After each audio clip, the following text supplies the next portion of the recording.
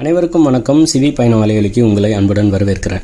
என்னடா அது, டென்மார்க்கில் ஒரு இடைவார் பட்டை போடலனாலே பயங்கரமாக காவல்துறை தண்டனை விதிக்குமே, இவங்க எல்லாம் வந்து வண்டிக்கு பின்னாடி ஏறிக்கிட்டு போய்கிட்டு இருக்காங்க, இது என்ன கணக்கு? தொப்பியெல்லாம் வேறு போட்டிருக்காங்க. ஒரு வேளை சிறப்பாக ஏதாச்சும் இராணுவத்திலேருந்து இல்லைன்னா கப்பல் படையிலேருந்து வந்திருக்காங்களோ அப்படின்னு பார்த்தா, வாங்க இந்த காணொலியை பார்த்து நம்ம யார் இவங்க, எதுக்கு இப்படிலாம் சுற்றிக்கிட்டு இருக்காங்கன்னு தெரிஞ்சுக்கலாம். இந்த ஜூன் மாதத்துடைய இறுதி காலகட்டத்தில் பார்த்திங்கன்னா, இறுதி வார சனிக்கிழமை பார்த்திங்கன்னா, இந்த மாதிரி சாலை ஓரமாக நிறைய பேர் வந்து டென்மார்க் கொடியை வச்சுக்கிட்டு அங்கங்கே நின்றுக்கிட்டு இருப்பாங்க. எதுக்கு இவங்க நிற்கிறாங்கன்னா, இப்போ நம்ம முன்னாடி வண்டியில் பார்த்தோம்ல, பெரிய வண்டியில் பின்னாடி நிறைய பேர் நின்றுக்கிட்டு தொப்பி போட்டுக்கிட்டு ஆட்டம் போட்டுக்கிட்டு வந்தாங்கல்ல, அவங்களெல்லாம் வரவேற்கிறதுக்கு தான் நிற்கிறாங்க. சரி, இவங்களை ஏன்ப்பா வரவேற்கணும், அப்படி என்ன இவங்க சாகசம் பண்ணாங்க அப்படின்னு சொல்லிட்டு நானும் சாலையில் இருந்த ஒரு தம்பிகிட்ட வந்து இந்த தொப்பி போட்டுக்கிட்டு சுற்றிட்டு இருந்த ஒரு தம்பிகிட்ட நிப்பாட்டி கேட்டேன், எதுக்குப்பா அந்த தொப்பி போட்டுருக்கீங்க, என்னப்பா இது கலாச்சாரம் அப்படின்ட்டு. வாங்க அவர் என்ன சொல்கிறாருன்னு அவர்கிட்டே கேட்டு தெரிஞ்சுப்போம். Your name? Hi, my name is Mads. Mats. Hi Mats. Why do you have this cap on you? I graduated, you can call it high school. High school, yeah? High school, yeah. A school named Niels Brock. Okay. Yeah. So is it custom in Denmark that you wear the cap Yeah, after graduation? yeah. And how long do you wear this? Because I see it's... Normally 2 to 3 weeks. Oh, okay, so 2 to 3 weeks wherever you go, you can have you this, just have it on. that you are proud that you finished the high school. Yeah. All right. Thank you very much. No problem. Nice meeting you. Thanks, man. Thank you very much. அதாவது தம்பி என்ன சொல்கிறாப்புலன்னா, உயர் பள்ளி கல்வியை முடிச்சிருக்காரு, அதுக்காக தான் அந்த தொப்பி போட்டிருக்கேன் அப்படின்னு சொல்கிறாரு. டென்மார்க்கில் வந்து உயர் பள்ளி கல்வி அப்படின்னு எதை சொல்லுவாங்க அப்படின்னா, இங்கே வந்து பார்த்திங்கன்னா 6 வயசில் ஒன்றாப்பு சேருவாங்க, அதுக்கப்புறம் வந்து 9 வகுப்பு வரைக்கும் படிப்பாங்க. அதுக்கப்புறம் ஒரு 3 வருஷம் நம்ம ஊரில் இந்த தொழில்நுட்ப கல்வின்னு சொல்லுவோம்ல, தொழில்நுட்ப கல்வின்னு சொல்லுவோமா, ஆமாம், பாலிடெக்னிக்னு ஆங்கிலத்தில் சொல்லுவோம், பாலிடெக்னிக். அதுதான் இங்கே வந்து உயர் பள்ளி கல்வின்னு சொல்லப்படுது. அதை வந்து 3 வருஷம் படிப்பாங்க. அதை முடிச்சுட்டா இவங்க வந்து அந்த பட்டமளிப்பு விழா, அதுக்காக தான் இந்த தொப்பியை வந்து போட்டிக்கிட்டு இருக்காங்க. ஜூன் மாதம் கடைசி வார சனிக்கிழமையில் இருந்து ஒரு 2-3 வாரத்துக்கு எங்கிட்டு போனாலும் இந்த தொப்பியை போட்டுக்கிட்டு தான் சுற்றுவாங்க. நம்ம ஒரு வண்டியை பிடிச்சிட்டோம், இந்த வண்டியை பின்னாடியே போய் அவங்க என்ன பண்ணுறாங்க இந்த வண்டியில் அப்படிங்கிறதெல்லாம் பார்த்து தெரிஞ்சுக்கலாம் வாங்க. இந்த மாதிரி பார்த்திங்கன்னா கடை இல்லை வீட்டுக்கு வெளியே உட்காந்துருக்கும் போது, சும்மா நடைபயிற்சி போகும்போது, எங்கிட்டு போனாலும் இந்த தொப்பியை போட்டுக்கிட்டு தான் வந்து 2-3 வாரத்துக்கு இவங்க வந்து சுற்றுறாங்க.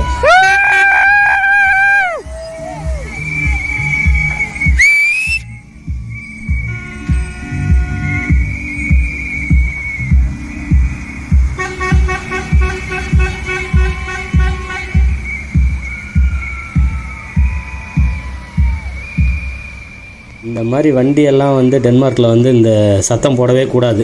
அதாவது ஆங்கிலத்தில் ஹார்ன் அப்படின்னு சொல்கிறோம்ல, அது அடிக்கவே கூடாது, சட்டப்படி அது ஒரு குற்றம்.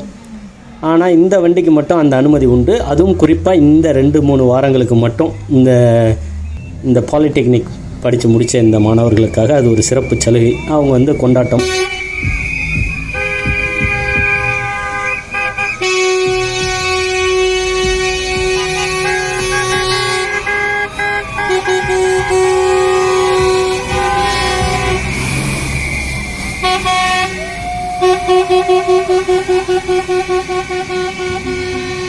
இந்த வண்டி வரும்போது எதிரில் இருக்க பொதுமக்களும் என்ன பண்ணுவாங்கன்னா, அவங்களோட விளக்கை வந்து உயர்த்தி காமிச்சு அடித்து காமிப்பாங்க. அப்புறம் அவங்க வண்டியில் இருக்க அந்த சத்தத்தையும் ஒலி எழுப்பி அவங்கள வந்து உற்சாகப்படுத்துகிறாங்க. இந்த மாதிரி ஒரு வண்டியை எடுத்துக்கிட்டு அதில் முழுசாக எரிபொருளை நிரப்பிக்கிற வேண்டியது. சனிக்கிழமை, அந்த ஜூன் மாத கடைசி சனிக்கிழமையில் கிளம்புனாங்கன்னா அந்த சனி ஞாயிறு முழுக்க இப்படி இந்த வண்டியில் சுற்றி வருவாங்க. காலையிலேருந்து ஒவ்வொரு மாணவர்களுடைய வீட்டுக்கு போகிறாங்க. அந்த ஒவ்வொருத்தர் வீட்லேயும் என்ன பண்ணுறாங்கன்னா, அவங்களுக்கு வந்து சாப்பிட்றதுக்கு ஏதாச்சும் ஒரு சின்ன வெதுப்பியோ ஏதோ ஒன்று வச்சுக்கிட்டு, அப்புறம் குடிக்கிறதுக்கு ஒரு குளிர்பானங்களை ஏதாச்சும் கொஞ்சம் வச்சுக்கிட்டு இருக்காங்க, காத்திருக்காங்க. அந்த மாதிரி கொடியை வச்சுக்கிட்டு இவங்களை வரவேற்கிறதுக்காக சில இடத்துலலாம் வந்து இந்த இங்கே பார்த்திங்கன்னா அவங்க குடும்பமே சொந்த பந்தங்களோடு நிற்கும். பெரிய பிபி வச்சுக்கிட்டு மேலதாளங்கள்லாம் வச்சுக்கிட்டு அவங்கள வரவேற்பாங்க. அவங்கள வரவேற்று அந்த கூட படித்த நண்பர்கள் எல்லாரையும் சேர்த்து கூப்பிட்டு வீட்டுக்கு வர வச்சு சாப்பாடு கொடுத்து, அந்த மாதிரி குளிர்பானங்களை கொடுத்து, ஆட்டம் பாட்டம், அந்த அங்கே வந்து இந்த ஒலிபெருக்கி வச்சுருப்பாங்க, அதில் ஒரு பாட்டை போட்டுக்கிட்டு ஆட வேண்டியது தான். ஆடிட்டு கிளம்பி அடுத்த மாணவர்களோட வீட்டுக்கு கிளம்பாங்க. இது வந்து ஒவ்வொரு ஆண்டும் தவறாமல் ஜூன் மாதம் கடைசி சனிக்கிழமையில் டென்மார்க் வர்றவங்க இதை பார்க்கலாம். மற்ற நாட்களில் இந்த மாதிரிலாம் நீங்கள் வண்டியில் போகணுன்னு கற்பனை கூட பண்ணி பார்க்க முடியாது. ஏன்னா இடைவார் பட்டை போடலனாலே கிட்டத்தட்ட 10,000 ரூபா தண்டம் கொடுக்க வேண்டியிருக்கும். அதுவும் இதில் பாருங்கள், இருக்கையே இல்லை, பின்னாடிலாம் சும்மாலாம் நின்றுக்கிட்டு வராங்க. இந்த மாதிரிலாம் திறந்த வெளியில் போகிறதுக்கு வந்து வாகன சட்டங்கள் வந்து அனுமதிக்காது டென்மார்க்கில். ஆனால் இவங்களுக்கு வந்து நான் ஏற்கனவே சொன்ன மாதிரி சிறப்பு சலுகை தான். இவங்க வந்து வெயில் காலன்றதுனால இவங்க வேறு பாதி பேர் சட்டையெல்லாம் போட மாட்டாங்க, சட்டை கிட்டையெல்லாம் கழட்டி போட்டுட்டு அவங்க இஷ்டத்துக்கு ஒரு ஆட்டம் பாட்டம் அப்படின்னு ஒரே கேளிக்கையாக போகும். நாங்கள்லாம் எங்கள் சட்டையில் வந்து நம்ம காலத்தில் வந்து நாங்கள் பள்ளி கல்வி முடித்தோன்னா ஒவ்வொரு ஆண்டும் அந்த கடைசி பரீட்சைன்னு சொல்லுவோம், முழாண்டு தேர்வு. அதை முடித்தோம்னா என்ன பண்ணுவோம்னா எங்கள் சட்டையிலெல்லாம் வந்து இந்த மை தெளிச்சிக்கிட்டு வருவோம். நீல வண்ணத்தில் இருக்கும்ல, நம்ம அப்போல்லாம் மை போட்டு எழுதுகிற இது இங்கு பென்னுன்னு சொல்லுவோம் ஆங்கிலத்தில். அந்த பேனாவை வச்சு எல்லா சட்டையிலையும் மையை தெளிச்சிட்டு வருவோம். அதுலேயும் சிலவெல்லாம் இருப்பான் வெறப்பா, என் சட்டையெல்லாம் தெளிக்கக்கூடாதுடா, வேணா மூளையில் ஒரு பொட்டு வச்சுட்டு போ அப்படின்னு. அவனுங்க சட்டைக்குன்னே நாங்கள் சிறப்பாக ஒரு மையை தயாரிச்சுக்கிட்டு வருவோம். இந்த வாழைக்காய் கரையை எடுத்து எங்கள் பேனாக்குள்ளே ஊற்றிக்கிட்டு வருவோம். எவன்லாம் சட்டையில் மை அடிக்கக்கூடாதுன்னு சொல்கிறானோ அவனுக்கு மட்டும் சிறப்பான ஒரு ஏற்பாடு, அந்த கரை கலந்த மையை அடிச்சு விட்டு போகிறது. துவைச்சாலும் போகாதரா அவனுக்கு அப்படின்னு. அந்த மாதிரி நாங்கள் அப்படி கொண்டாடுவோம். இவங்களோட கொண்டாட்டங்கள் குடும்பத்தோடு சேர்ந்து ஆட்டம் பாட்டம் அப்படின்னு சொல்லி வேறு விதமாக போகுது. இதில் வந்து ஆண்கள் பெண்கள் அப்படிலாம் கிடையாது. எல்லாரோடும் கூட படிக்கிற நண்பர்கள் எல்லார் வீட்டுக்கும் எல்லோரும் சேர்ந்து தான் ஒரே இந்த வண்டியில் போகிறாங்க. ஆண்கள் பெண்கள்னு வேறு பாகுபாடுலாம் இல்லாமல் போய் ஒவ்வொரு வீட்டுக்காக போய் குடும்பத்தோடு சேர்ந்து ஆடி கொண்டாடுறாங்க பாருங்க. ஏன்டா இந்த தொழில்நுட்ப கல்லூரியில் படித்து முடிச்சுட்டு வந்ததுக்காடா இவ்வளோ அலப்பற அப்படின்னு நீங்கள் நினைக்கலாம். ஆனால் டென்மார்க்கை பொறுத்த வரைக்கும் பெரும்பான்மையானவங்க இதுக்கப்புறம் நேரடியாக வேலைக்கு போயிடுவாங்க. எண்ணிக்கையில் சொல்லணும் அப்படின்னா ஒவ்வொரு ஆண்டும் வந்து 1.5 லட்சம் மாணவர்கள் வந்து இந்த மாதிரி இந்த தொழில்நுட்ப கல்லூரியில் படித்து முடிச்சுட்டு வெளியே வராங்க. இதுக்கப்புறம் இளங்கலை படிக்க போகிறதுன்னு பார்த்திங்கன்னா வெறும் 60,000 மாணவர்கள் தான் போகிறாங்க.